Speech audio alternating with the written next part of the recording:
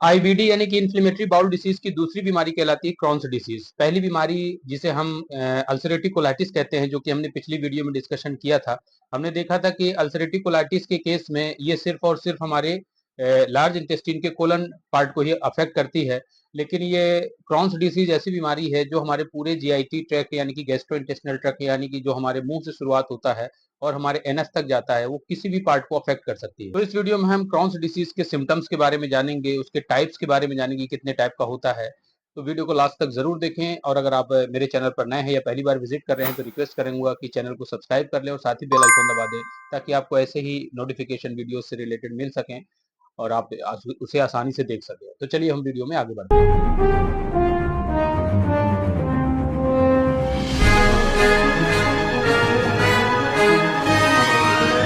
तो जैसा कि हमने डिस्कस किया कि क्रॉन्स डिसीज के केस में ये हमारी पूरी जीआईटी ट्रैक्ट को अफेक्ट करता है।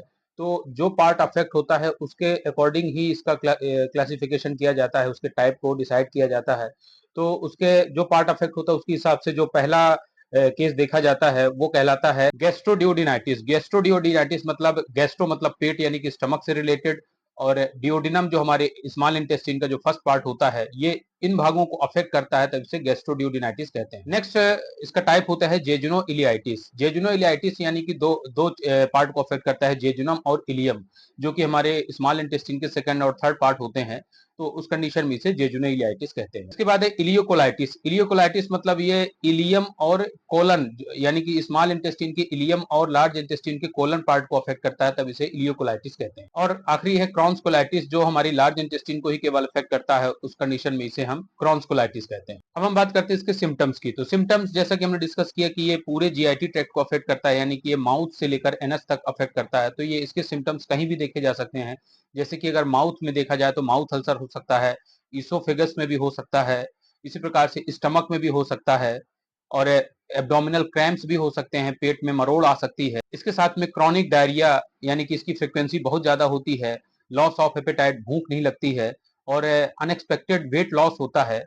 उसके कारण से आपके अंदर न्यूट्रिशनल डिफिशियंसी आ जाती है, काफी ज्यादा वीकनेस आ जाती है। और इसकी अगर सीवियर सिम्टम्स की बात करें, अगर और बहुत ज्यादा सीवियरिटी इसकी बढ़ती है, तो उस कंडीशन में अल्सर्स भी बढ़ जाते हैं, जो कि स्टमक में हो सकते हैं, इंटेस्टाइन में हो सकते हैं। कई बार आंत फटने का भी डर रहता है और पेट में पूरे स्वेलिंग आ जाती है। तो ये इसके कुछ सीवियर सिम्टम्स होते हैं। अब इसके रिस्क फैक्टर की हम बात करें तो ये यूएस और यूरोपियन कंट्रीज के लोगों में ज्यादातर देखे जाता है, यानी कि जहां पर गोरे लोग ज्यादा होते हैं कंपैरिजन विथ जो काले होते हैं, जैसे कि अफ्रीकन हैं, या कई बार इंडिया में भी इसका केसेस बहुत कम ही देखे जाते हैं।